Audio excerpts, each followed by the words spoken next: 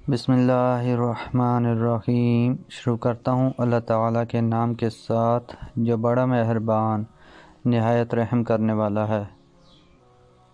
حضرت علقمہ بن وقاص رضی اللہ عنہ کہتے ہیں کہ ان کے سامنے ایک معزز شخص کا گزر ہوا تو انہوں نے اس سے عرض کیا، آپ کو مجھ سے دوہرا رشتہ ہے، ایک تو قرابت کا، دوسرے مسلمان ہونے کا۔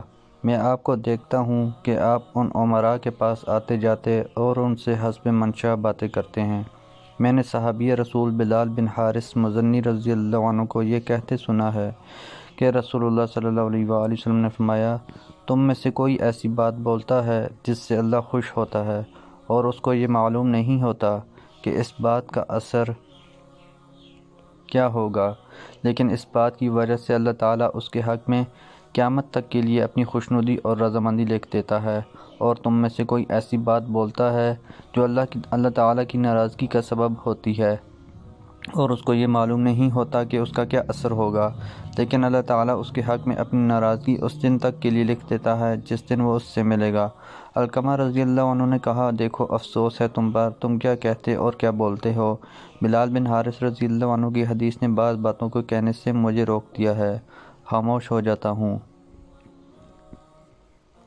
حضرت ابو ہریرہ رضی اللہ عنہ کہتے ہیں کہ رسول اللہ صلی اللہ علیہ وآلہ وسلم نے فرمایا، تم پہلی امتوں کے نقش قدم پر چلو گے، اگر وہ ہاتھ پھیلانے کے مقدار چلے ہوں گے تو تم بھی وہی مقدار چلو گے، اور اگر وہ ایک ہاتھ چلے ہوں گے تو تم بھی ایک ہاتھ چلو گے، اور اگر وہ ایک بالشت چلے ہوں گے تو تم بھی ایک بالشت چلو گے، یہاں تک کہ اگر وہ گوہ کے سوراخ میں داخل ہوئے ہوں گے تو تم بھی اس میں داخل ہوگے۔ لوگوں نے عرض کیا، اللہ کے رسول، کیا وہ یہود و نصارہ ہیں؟ آپ صلی اللہ علیہ وآلہ وسلم نے فرمایا، تب اور کون ہو سکتے ہیں؟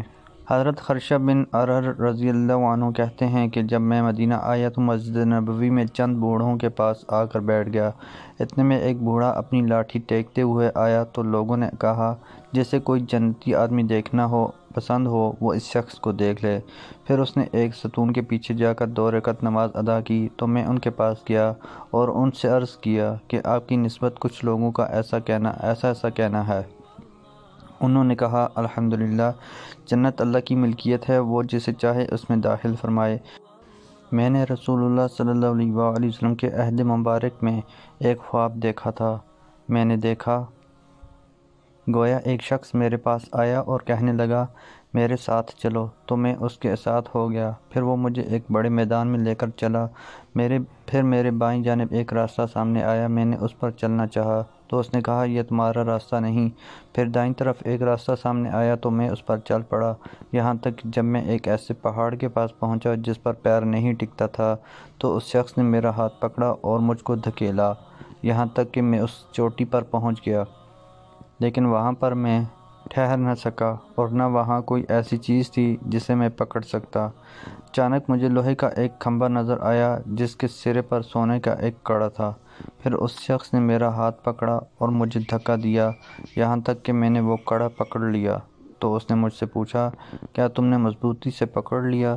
میں نے کہا، ہاں، میں نے پکڑ لیا۔ پھر اس نے کھمبے کو پاؤں سے ٹھوکر ماری، لیکن میں کڑا پکڑے رہا۔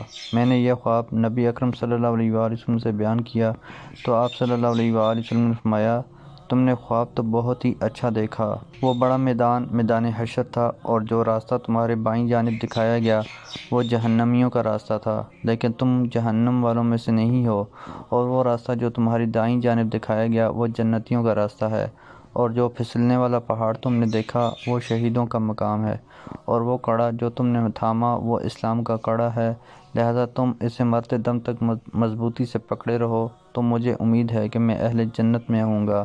اور وہ بوڑھے آدمی عبداللہ بن سلام رضی اللہ عنہ تھے۔ حضرت ابن عباس رضی اللہ عنہما نے بیان کیا کہ نبی کریم صلی اللہ علیہ وآلہ وسلم نے فرمایا کہ اگر کوئی شخص اپنی بیوی کے پاس آنے کا ارادہ کرے تو یہ دعا پڑھے، بسم اللہ، اللہم جنبنا الشیطان وجنب الشیطان ما رزقتنا۔ اللہ کے نام سے، اے اللہ ہمیں شیطان سے دور رکھ، اور جو کچھ تو ہمیں عطا فرمائے اسے بھی شیطان سے دور رکھ۔ تو اگر اس صحبت سے کوئی اولاد مقدر میں ہوگی تو شیطان اسے کچھ بھی نقصان نہیں پہنچا سکے گا۔ حضرت ام المؤمنین عائشہ رضی اللہ عنہ کہتی ہیں کہ رسول اللہ صلی اللہ علیہ وآلہ وسلم نے فرمایا، کسی مسلمان شخص کا خون جو صرف اللہ کے معبود ہونے اور میرے اللہ کے رسول ہونے کی گواہی دیتا ہو حلال نہیں، سوائے 3 صورتوں کے۔ ایک وہ شخص جو شادی شدہ ہو اور اس کے بعد زنا کا ارتکاب کرے تو وہ رجم کیا جائے گا۔ دوسرے وہ شخص جو اللہ اور اس کے رسول سے لڑنے نکلا ہو تو وہ قتل کیا جائے گا یا اسے سولی دے دی جائے گی یا وہ جلا وطن کر دیا جائے گا۔ تیسرے جس نے کسی کو قتل کیا ہو تو اس کے بدلے وہ قتل کیا جائے گا۔ محترم دوستو، اللہ تعالیٰ سے دعا ہے اللہ تعالیٰ ہمیں ان حدیث پر عمل کرنے کی توفیق عطا فرمائیں۔ اللہ تعالیٰ ہمیں دونوں جہانوں میں کامیابیاں عطا فرمائیں، آمین۔ جزاکم اللہ خیراً کثیرا۔ السلام علیکم ورحمۃ اللہ وبرکاتہ۔